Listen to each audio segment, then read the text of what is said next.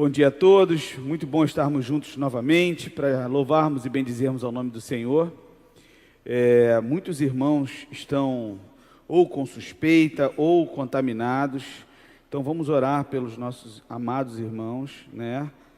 Para que o Senhor os restabeleça, que o Senhor cuide, que o Senhor opere milagres onde precisa ser operado, né? Eu quero convidar você a abrir a sua Bíblia no Evangelho de Jesus, segundo escreveu Mateus, no capítulo 6. Nós vamos ler no capítulo 6, versículo 9. Mateus, capítulo 6, versículo 9. Mandando um alô para todo mundo que tá aqui pelo YouTube. Eu vou citar quem já falou, né? Então a Tati é a Tati Carreiro. Um beijo, Tati. Um beijo, Alice, também, que está assistindo a gente. Camille, como é que você está? Manda aqui uma mensagem para a gente saber como é que você está. Kátia, Deus abençoe, minha irmã. Digão está aqui online aí, ó. Glória a Deus. Digão, quero te dar um abraço quando tiver vacina. Um abraço forte. Comer um chocolate com você, Digão, né? Aquele chocolate de Jesus, bom. Aquela torta. Claudinha, um beijo, querida. Como é que você está? Manda mensagem aqui para a gente saber. Eu já vi que o Zaqueu postou uma foto dele do lado da transmissão com a camisa da Livres, do lado, eu todo uniformizado, pronto. Dona Ivanilda, um beijo também. Marcele Silva, Deus abençoe sua vida, minha irmã. Carlinha, um beijo aí nas crianças, no Serjão. Ronald, está trabalhando, Deus abençoe aí, irmão, que Deus faça prosperar entre um monte de gente aí, compre muita camisa, que se acabe seu estoque hoje, em nome de Jesus.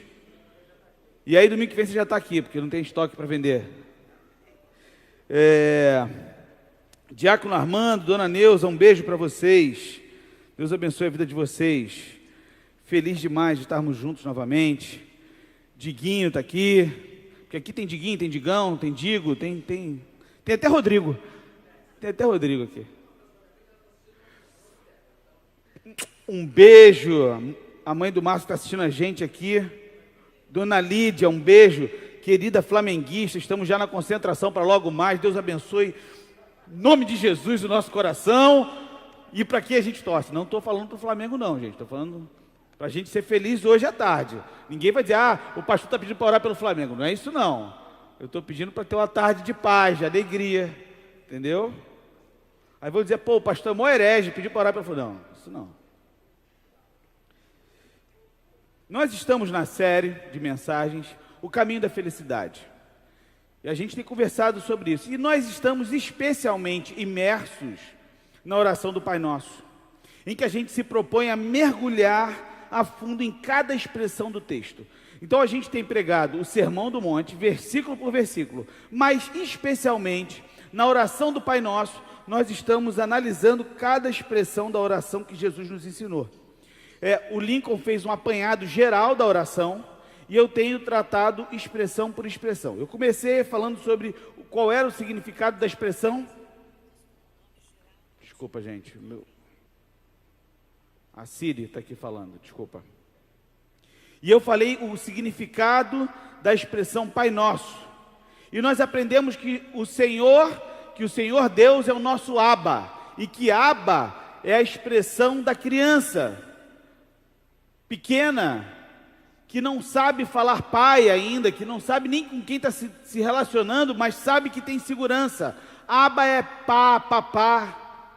São as primeiras expressões de uma criança que não sabe nem com quem está falando, mas sabe que pode confiar. E o Senhor nos convida a chamar Deus de Abba. Ele nos convida a sermos crianças na presença do Senhor, Carol. Mais do que isso, na semana passada nós falamos sobre a esperança, sobre a expressão que está no céu. Pai nosso que está no céu, santificado seja o teu nome. E esse Pai do céu, que apesar das dificuldades, dos problemas, das vicissitudes, das crises, das doenças, das coisas que aparentemente estão fora do controle, das contradições da existência e mais ainda, apesar das vontades concorrentes, a vontade de Deus, do caos que nos cerca, desse mundo injusto e terrível, existe um Pai que está no controle de todas as coisas, que está no controle da minha e da sua vida.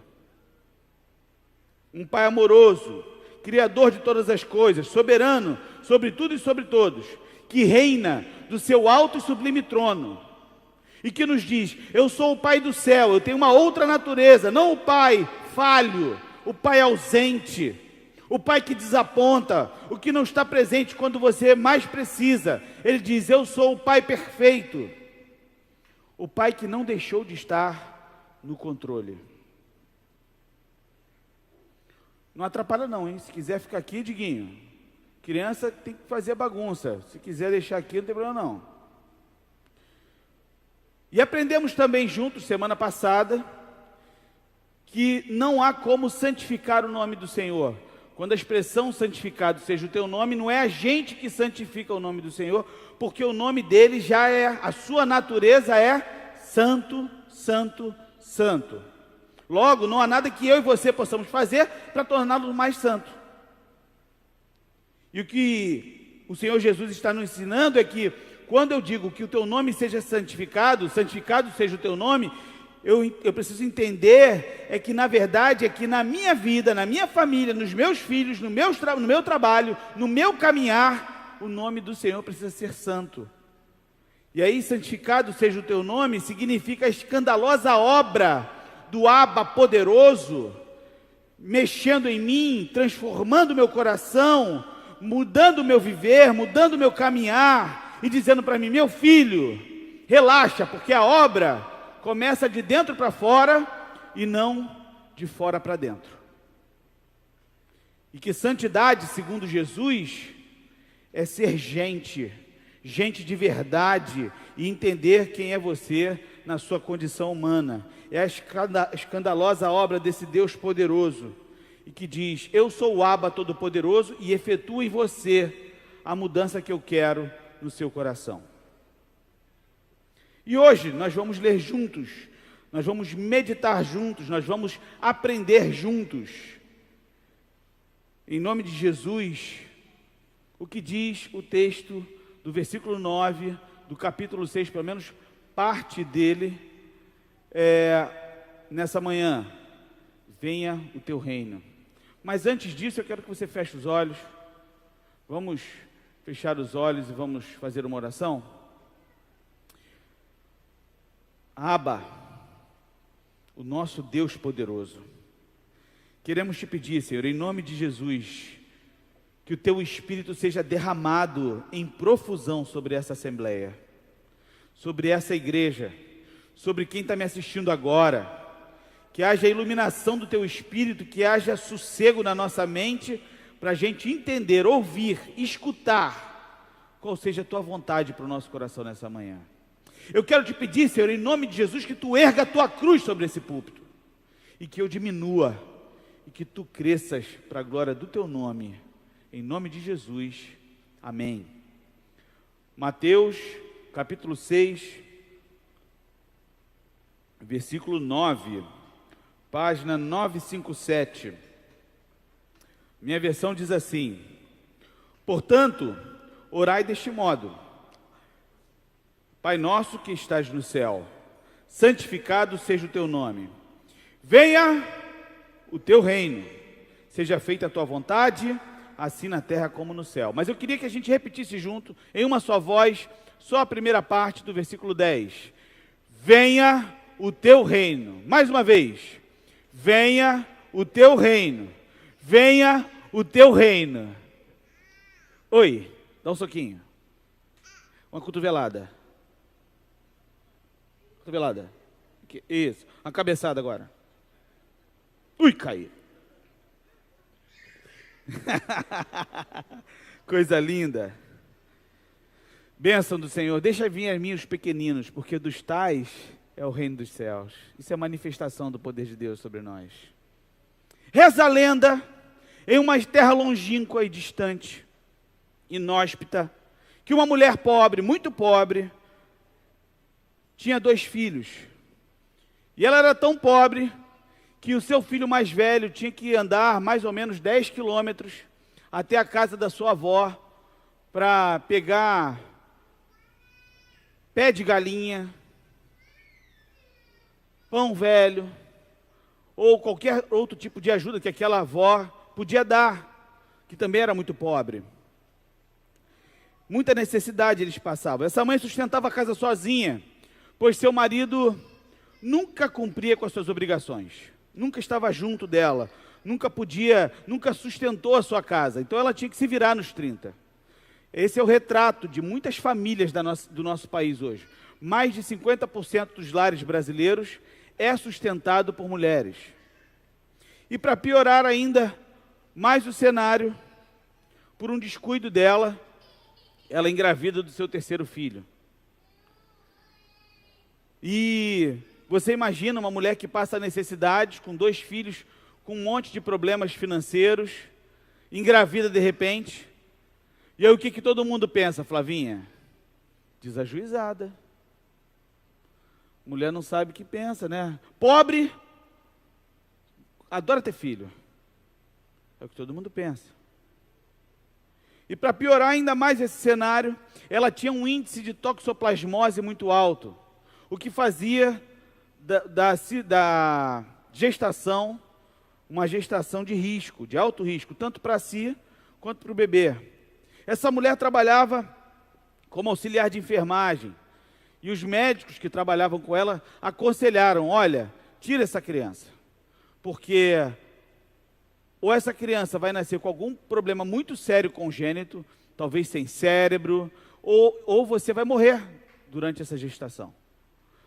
E ela ouve aquilo, sai da consulta com os médicos, ainda desolada, sozinha, e vai para a igreja. E lá encontra uma mulher de Deus, mulher dirigente de círculo de oração, missionária Jovem Guedes. Ela pede oração, não comenta nada do que está acontecendo. Ela ora. Ao final da oração, essa mulher de oração, a missionária jovem, vira para essa mulher e diz: olha, você está grávida. E você está grávida de um menino. Naquele tempo não tinha ultrassonografia, fala aí, Leide, que vê, como é que é o nome? Morfológica, que vê se o cabelo é louro, se é ruivo, se é, né, enfim. Sabe tudo da criança. E aquela mulher ouve daquela missionária dizendo: olha, Deus me mostra um bebê na sua barriga. E essa criança vai ser um menino. E esse menino vai ser um pastor. Ao contrário do que todos diziam, que seria uma gestação de alto risco, foi tudo tranquilo. O menino nasce forte, bonito, inteligente, vigoroso. Um milagre de Deus acontece ali, e Deus abençoou essa criança que jamais passou necessidade. Os irmãos dele passaram a chamar aquele menino de o filho da bênção, porque as necessidades que os irmãos passaram, Lincoln, ele não passou. Esse menino da profecia, anos depois, foi ordenado pastor. E hoje ele é pastor da Igreja Presbiteriana Livres. E está aqui pregando para vocês hoje, para a glória do nome do Senhor. Por que eu estou contando essa história? O que isso tudo tem a ver aqui com a gente, que a gente está falando? Porque eu sempre tive 2 certezas na minha vida, 2 certezas muito claras. A primeira delas é que desde sempre eu sabia que eu ia ser pastor.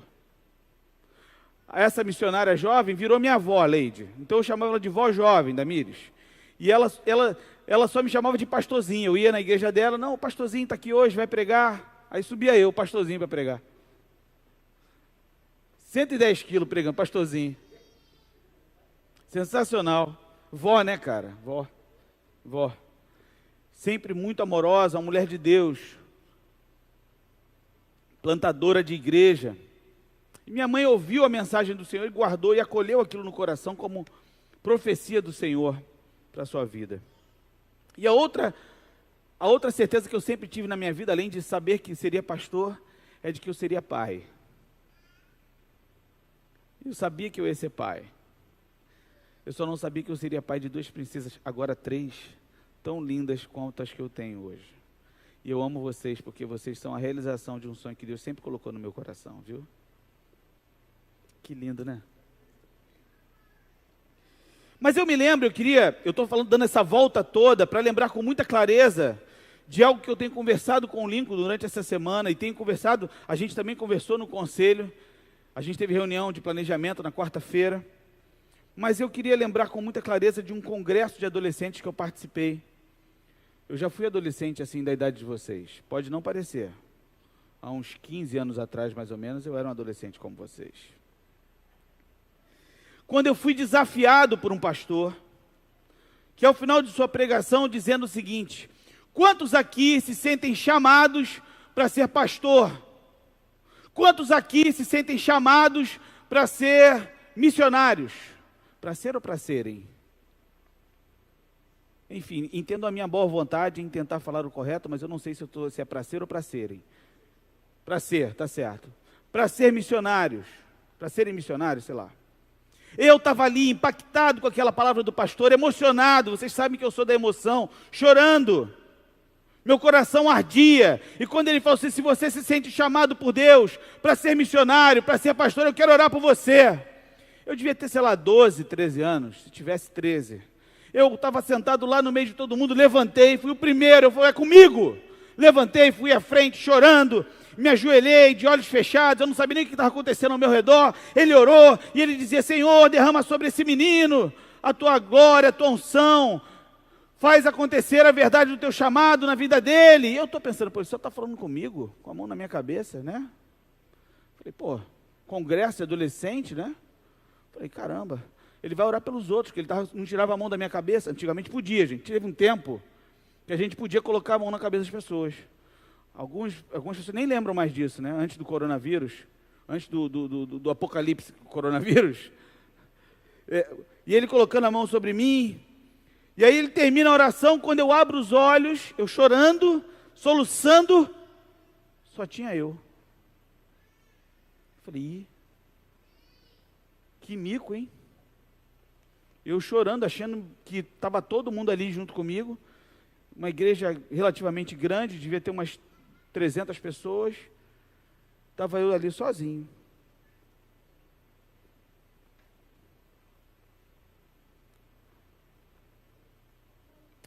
Billy Graham, o maior pregador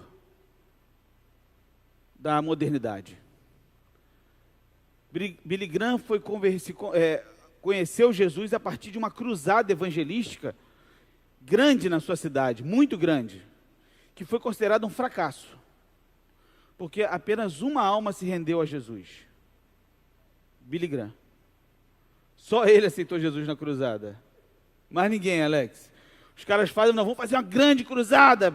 Márcio, sabe aquelas que tinham nos anos passados? 60, 70, até os anos 80 ainda tinha, né? Muito, aquelas cruzadas, grandes pregadores, Maracanãzinho, não sei o que. Tu imagina um negócio daquele, para a cidade, carro de som. Oi, Márcio? Maracanã, aquela coisa aí. Quantos se converteram? E Batista gosta desses negócios, hein? Gosta muito desses tipo assim, Batista americano é pior ainda. Quanto foi investido, quanto estatística, né? Tipo assim, quanto foi gasto por cada alma convertida, tem um negócio assim.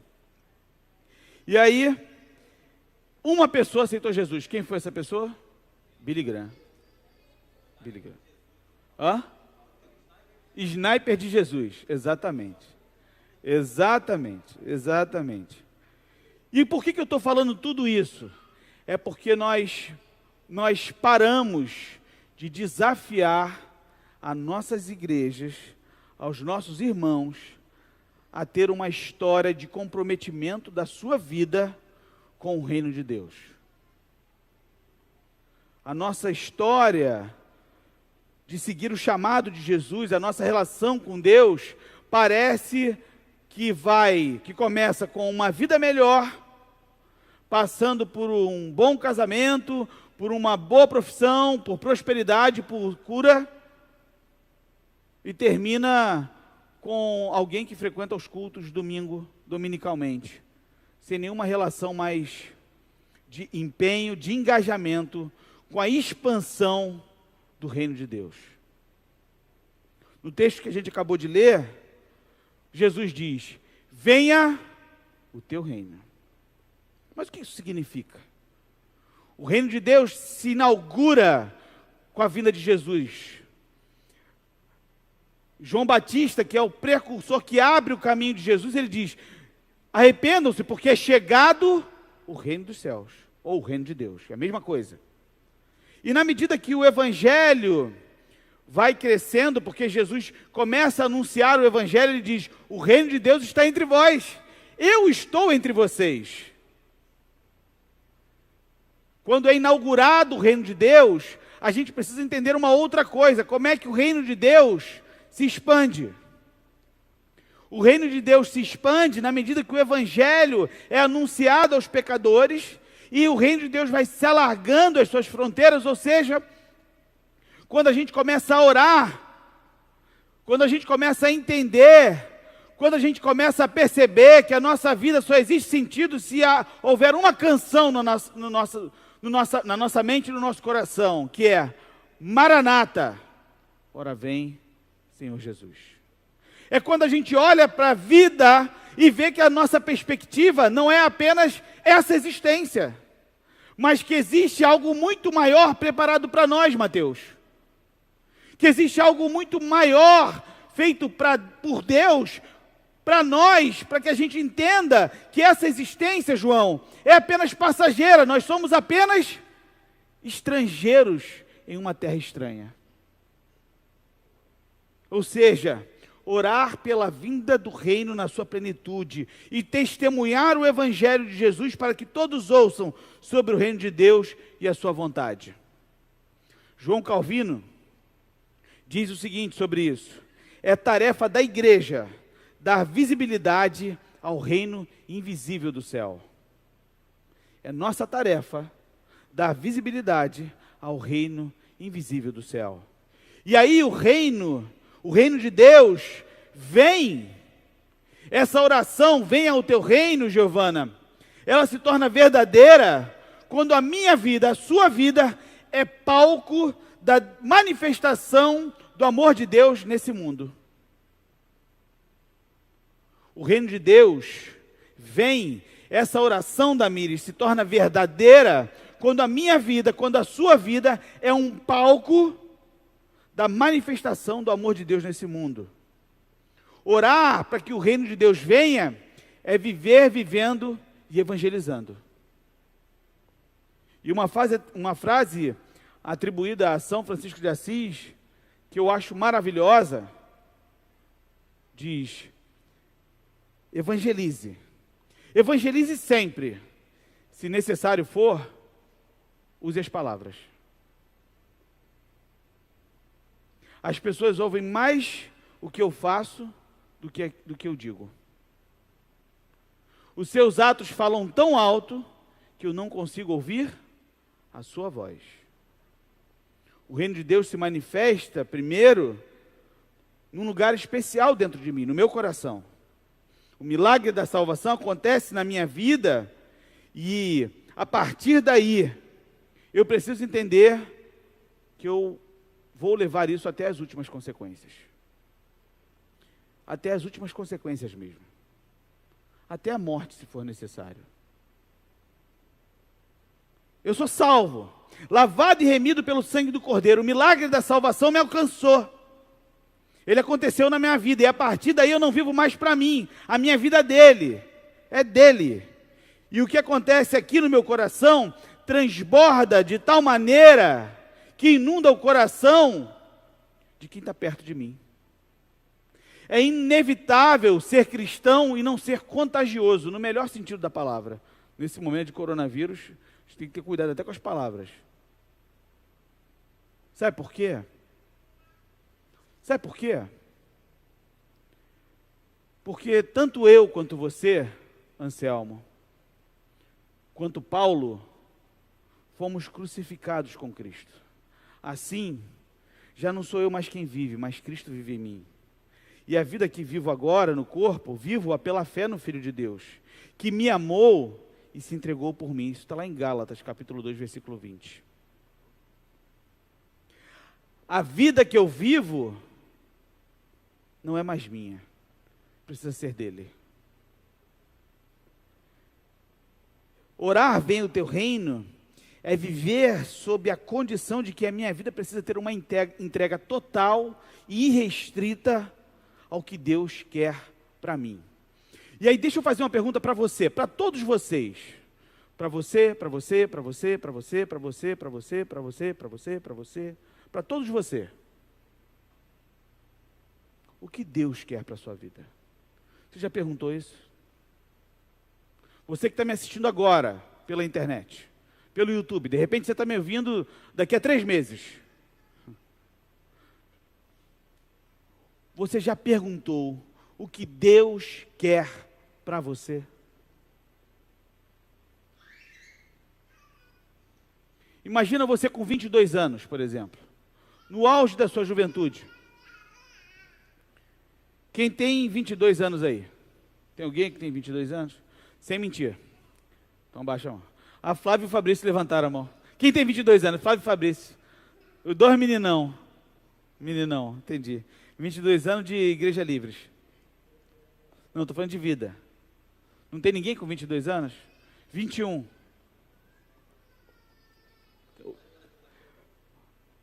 Com 21. 23. Tem alguém na faixa dos 20 anos, não? Todo mundo ou é abaixo ou é acima, é isso? Então você que está em casa, que tem 22 anos.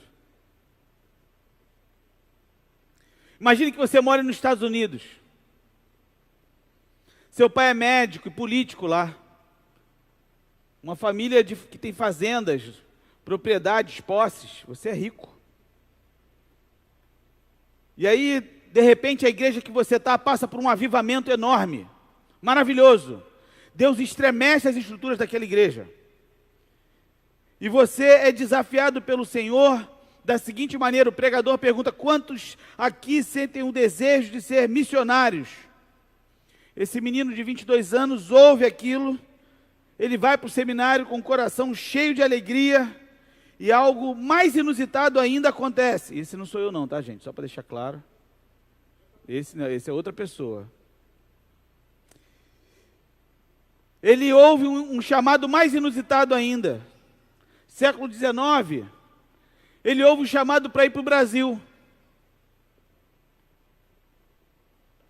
E aí ele vem para o Brasil, prega o Evangelho, fala do amor de Cristo, diz: venha o teu reino na minha vida e através da minha vida. E hoje nós estamos aqui porque esse missionário veio. O nome desse missionário é Ashbel Green Simonton, o pastor que veio trazer o Evangelho de Jesus para a nossa terra aqui, pela igreja presbiteriana. Poucos anos depois ele morre de febre amarela, com 33, 34 anos. Levou a sério, levou até as últimas consequências o chamado de Deus para a sua vida. Ele entendeu que o chamado de Deus para a gente, Letícia, não tem a ver com aquilo que a gente vai ser quando crescer, a faculdade que a gente vai escolher, mas sim perguntar: Senhor, o que tu queres que eu faça? Isso é venha ao teu reino. É entender que a minha vida precisa ser entregue na sua totalidade, Marcelinho, para dizer: a minha vida só faz sentido se for para te servir, fora isso não tem sentido mais.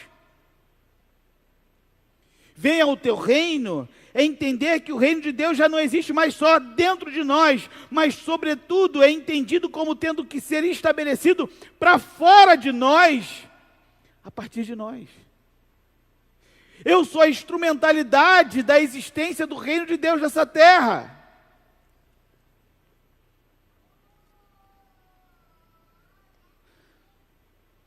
Jane, quando eu oro, venha ao teu reino, o meu coração precisa estar cheio do Senhor para dizer: Senhor, que se cumpra em mim conforme a tua vontade.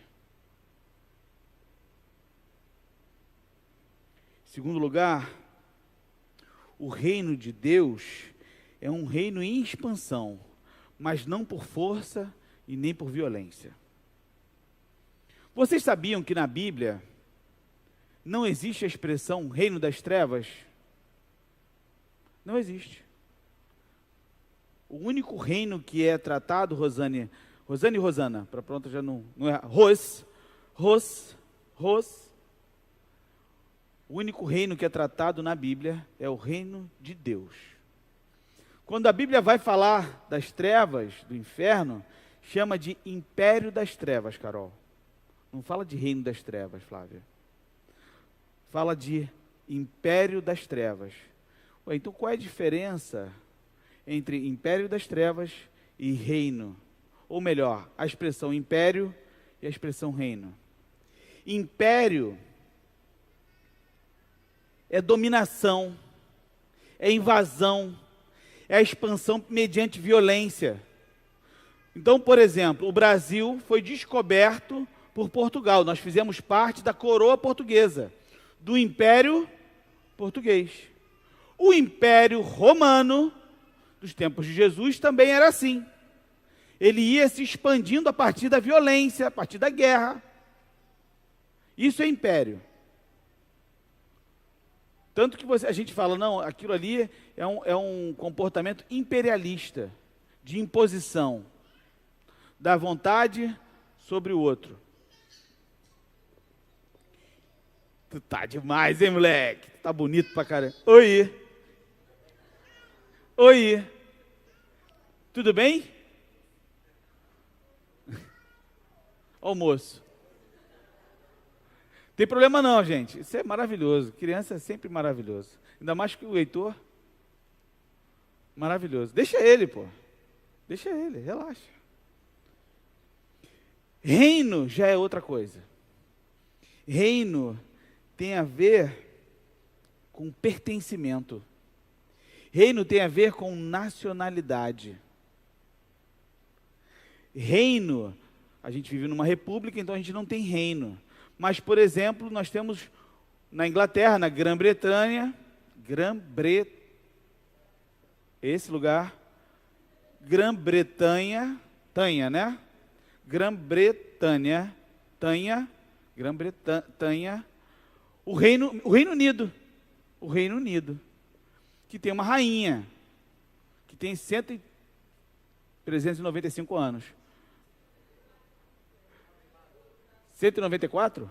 Ah, 94. Também conhecida como Matuzaleia. O Reino Unido tem uma rainha, porque lá é um reino, é um reinado. Reino tem a ver com nacionalidade, pertencimento, identidade, de quem eu sou. Isso é reino. Quando o império das trevas sai, você sai do domínio das trevas. O apóstolo Paulo fala sobre isso e diz: nós fomos tirados do império das trevas e trazidos para o reino da sua luz. O reino de Deus, quando chega, é para mudar não só a minha paternidade, não só quem está dominando sobre mim, mas a minha origem. E agora eu não pertenço mais ao império das trevas, agora eu sou natural do reino de Deus. E quando o caminho do evangelho, o caminho do reino se instala no meu coração, eu vou vivendo uma vida de oração, de contemplação, de meditação, e a paz, a justiça e a alegria do Espírito Santo se instala no meu peito, e eu vivo não mais para mim, porque a minha vida só tem sentido se eu viver para Ele. Mais do que isso, há um arrependimento genuíno que acontece de maneira permanente, mudando a minha mente, mudando o meu comportamento, conforme a revelação do Espírito Santo, através do Evangelho de Jesus. E aí, eu não quero viver mais para os meus interesses próprios. E aí, Bernardo, eu quero viver de outra maneira. Eu quero viver diferente. Porque viver como eu estava vivendo não faz mais sentido para mim. Eu quero que Ele conserte as coisas. Eugene Peterson, na Bíblia a Mensagem, se você tiver aí, ninguém tem aqui, mas lá diz assim, Nessa parte, Damires, ele não diz venha ao teu reino, ele diz com certas coisas. A tradução do Eugene Peterson, Lincoln, ele diz, Senhor, com certas coisas. Quando a gente diz venha ao teu reino, a gente está dizendo, Senhor, com certas coisas. E aí, eu preciso entender algo mais profundo ainda. Eu deixo de ser do império das trevas, venho para o reino da sua luz, o reino de amor, para ser agente da propagação desse reino, não mais como um propagandista chato, proselitista, que quer converter todo mundo, mas sim alguém que resolveu viver de maneira diferente e fazer da sua vida com o propósito de viver para o reino de Deus. Eu vivo como Jesus viveu, no meio de todo mundo, vivendo, caminhando, como eu disse semana passada, caminhando e cantando, seguindo a canção, porque eu sou chamado a viver de maneira diferente. Uma outra história que eu gosto muito, estava estudando essa semana, do primeiro pastor ordenado pela Igreja Presbiteriana no Brasil. Hoje eu estou muito presbiteriano, né? Impressionante, rapaz. Estou preocupado, hein? José Manuel da Conceição, um ex-padre que se converteu, levou o chamado do Senhor até as últimas consequências. Era um andarilho, vivia plantando igrejas, morreu de estafa. Não é para a gente morrer de estafa, não é isso. Mas para ele o reino de Deus vem não apenas quando a salvação acontece na vida do indivíduo, mas o reino de Deus vem também quando ele mesmo afirmou que o bem-estar do meu país e a moralização da sociedade, cuja felicidade só pode existir a partir da verdade do Evangelho. Moisés, o reino de Deus vem quando eu entendo com clareza que eu sou o agente de transformação dessa sociedade pecaminosa e caída. Martin Luther King, que foi um grande defensor, lutou pelos direitos humanos, direitos civis, contra o racismo, a segregação racial. Quando ele fazia tudo o que ele fez, ele estava dizendo, Senhor, venha ao teu reino. Quando nós lutamos contra a desigualdade, quando a gente entende que o chamado de Deus para a nossa vida precisa ser diferente, que a gente vive num lugar que está tudo fora do local, tudo fora de ordem, que esse país está corrupto, quando a gente quer mudança na sociedade, quando a gente é agente de transformação na vida dos outros, quando a gente tem um espaço terapêutico livre, por exemplo, quando esse lugar aqui serve à comunidade, a gente está dizendo, Senhor, venha ao teu reino. Agora deixa eu te fazer uma pergunta. Estamos chegando ao final do ano. O Lincoln falou aqui, reverendo Lincoln falou com muita clareza, com muita profundidade, que esse é um tempo de reflexão. Natal é um tempo de reflexão. E eu tive contato com o pessoal do metrô no ano passado. Moisés sabe disso que eu vou dizer agora. Acho que a gente até conversou sobre isso. Essa época do ano é a época em que mais as pessoas se jogam nos trilhos do metrô para se suicidarem. Por que será que isso está acontecendo? Por que que a segunda maior causa entre jovens entre 18 e 35 anos, a primeira é o trânsito e a segunda é o suicídio? Nós estamos vivendo uma pandemia de Covid-19. Mas existe uma pandemia silenciosa acontecendo enquanto nós estamos aqui de suicídios. As pessoas perderam o sentido para a vida. Mas quando o reino de Deus chega, eu salvo vidas, não só da morte eterna, mas também da vida que a gente vive aqui. Eu sou agente de transformação do reino. E aí a pergunta que eu quero fazer para você é que se nessa sua reflexão do final do ano de 2020, esse ano doido, completamente atípico, e você, como a gente essa semana parou para fazer planejamento para o ano que vem da igreja, que a gente tenta fazer planejamento, né?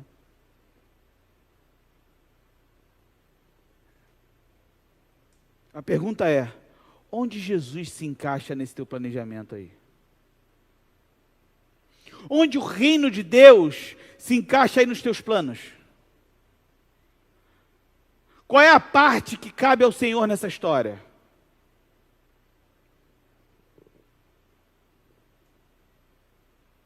Não responda para mim.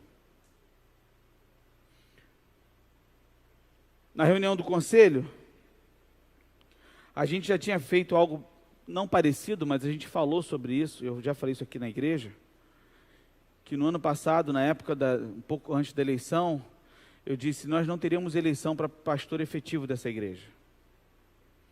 O pastor efetivo dessa igreja já foi eleito desde sempre, e será para sempre.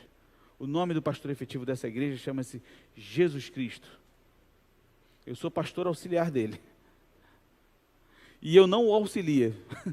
Pior ainda, às vezes eu até atrapalho. Aliás, na maioria das vezes eu atrapalho mais do que ajudo. Mas ele é misericordioso. E na reunião do conselho, nós fizemos um trato entre nós, que vai haver uma cadeira vazia ali, humanamente falando. Mas quando a gente começar a reunião, a gente vai dizer, Senhor, senta com a gente aqui e preside essa reunião. É uma ação emblemática de rendição do conselho dessa igreja, da liderança dessa igreja, ao senhorio do Senhor. Na sua vida, quem é que está no controle da sua história? Quem está no centro das suas decisões? Quando você toma uma decisão sobre o que você vai estudar, sobre o que você vai fazer da sua vida, sobre os relacionamentos que você vai plantar, as coisas que você vai pensar para o ano de 2021, onde Jesus está nessa história?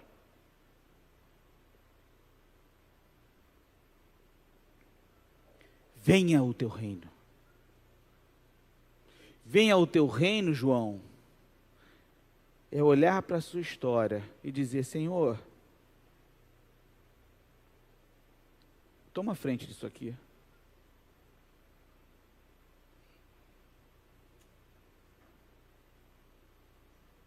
É olhar para a sua própria vida e dizer, Senhor, o que tu queres a partir disso? Venha o teu reino, é fazer parte da mudança que esse mundo precisa. É ser agente do reino de Deus no mundo caído e sem Jesus. E não necessariamente se tornar um pastor ou um missionário. Mas é estar submetido ao reinado de Jesus. Deus é o rei, Alex. Moisés, Lincoln, Gilvan, todos que estão aqui. Nós somos seus súditos.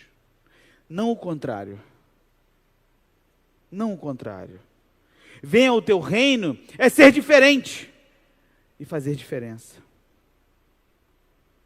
Venha o teu reino é se render ao senhorio do Senhor e dizer, Senhor, eu não quero mais viver a minha vida, eu quero viver a vida que tu queres que eu viva. Termino agora. Eu tinha um monte de coisa aqui para falar. Mas eu queria fazer um apelo hoje.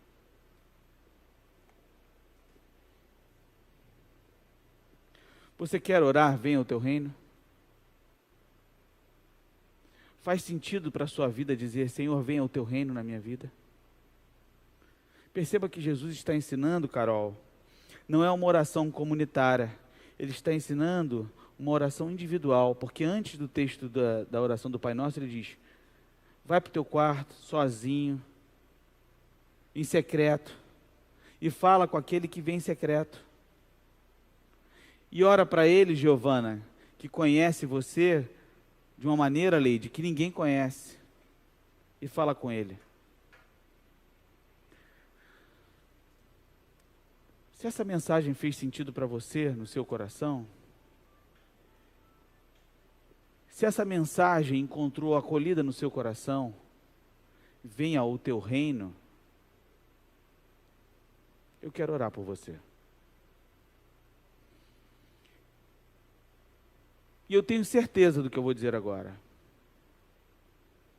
Enquanto eu estou falando aqui, eu não estou falando para o pessoal da internet somente, mas principalmente para essa plateia que está aqui hoje, eu estou falando para futuros pastores e missionários, pastoras do reino de Deus.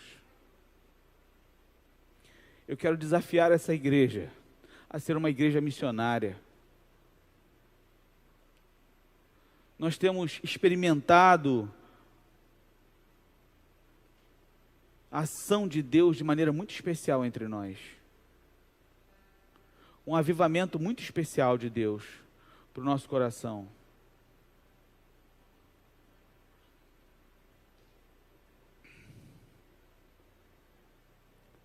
Uma pessoa chegou para mim dizendo: parece que a nossa igreja está passando por um avivamento. Um avivamento genuíno tem duas características. A primeira característica principal para um avivamento genuíno é o arrependimento. É uma rendição do seu coração e da sua vida ao Senhor, dizendo: Senhor, eu não quero mais viver assim.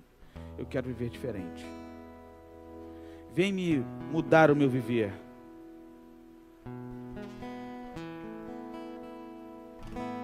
A segunda característica de uma igreja que passa por um avivamento é que ela se envolve com missões. Dessa igreja que passa por um avivamento, não estou falando da nossa igreja, que ela está passando por um avivamento, nem estou dizendo que ela está passando por um avivamento, porque eu não sei se está. Eu até acho que está, mas eu não quero dizer que está. Por que eu não quero dizer que está? Porque eu acho que pode soar orgulho da minha parte, enfim. Mas algo muito especial está acontecendo entre nós. Deus está movendo entre nós de maneira muito especial. E eu quero que essa igreja seja um celeiro de missionárias e missionários do reino de Deus. Se você também sente isso no seu coração, eu quero orar com você.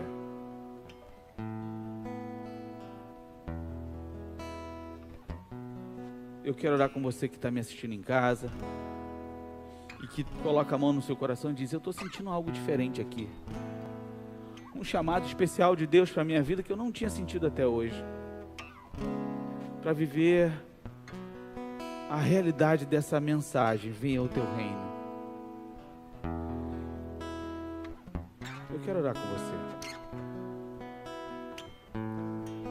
Se isso faz sentido para você, eu queria pedir que você viesse à frente para a gente orar junto. Se você sente um chamado especial de Deus para a sua vida, se o seu coração se aquece ao ouvir essas palavras, mesmo que você não saiba o que é ainda, eu quero orar com você. Eu quero orar com você e por você.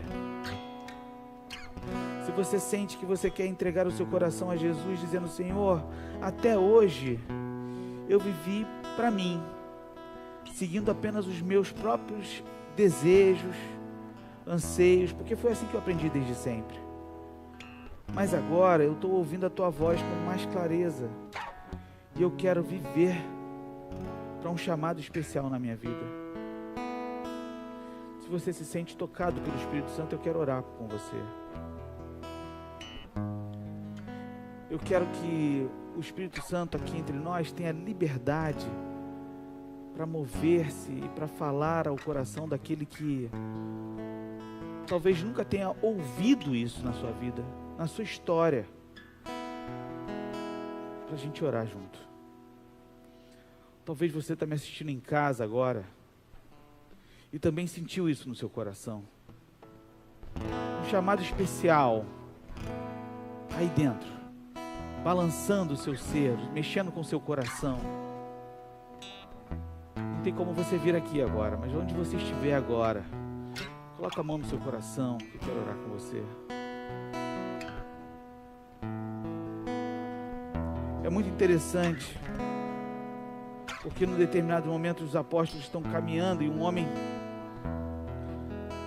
que é paralítico está lá no meio do caminho e pede esmola. E os apóstolos olham para ele e dizem: olha, nós não temos nada, nós não temos ouro, nós não temos prata, mas aquilo que eu tenho eu te dou, levanta e anda. Se você quer ser agente de transformação do reino de Deus nessa história, nessa vida, eu quero orar com você. Pai Santo, Deus de infinita graça e misericórdia sem fim, eis aí os teus filhos, Senhor, que entenderam com clareza o significado da mensagem, venha o teu reino. Eu quero te pedir, Senhor, em nome de Jesus, invade esse coração, enche esse coração do teu Espírito Santo de tal forma que haja um transbordar maravilhoso de graça, de misericórdia, de unção, de cura, de transformação, para viver na integralidade o teu chamado, Senhor.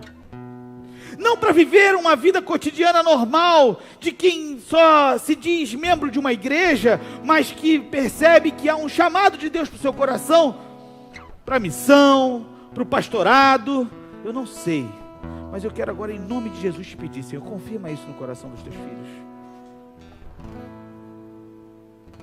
Confirma agora isso com muita clareza, dizendo: meu filho, eu tenho um plano especial para fazer através de você. E a partir daí, você vai ver o que eu vou fazer na tua vida e através de você. Você vai ser agente de mudança do meu reino. Aonde você chegar, a luz vai, as trevas vão se dissipar, porque a luz chegou. Porque quando você orar, venha o teu reino, eu vou consertar as coisas para a glória do meu nome. Derrama sobre os teus filhos, Senhor, a tua unção. Derrama sobre os teus filhos, Senhor, a tua capacitação e discernimento para entender aquilo que tu queres para a vida deles, Senhor. Senhor, em nome de Jesus, eu sei que teve gente que se sentiu chamado, mas não quis vir. Mas o coração está saltitando, dizendo: esse negócio é comigo, mas eu não sei direito como é que eu me relaciono com esse negócio. Senhor, em nome de Jesus, completa a tua obra nesse coração. Incendeia com teu fogo, o fogo do teu Espírito, mostrando o que tu queres para cada um de nós aqui, principalmente para esse menino, para essa menina, para essa pessoa que se sente chamado por ti para uma obra especial. Eu quero te dizer, Senhor, eu te louvo de todo o meu coração, porque o teu reino tem vindo sobre nós. E eu continuo te pedindo, Senhor, venha o teu reino, em nome de Jesus. Amém, amém.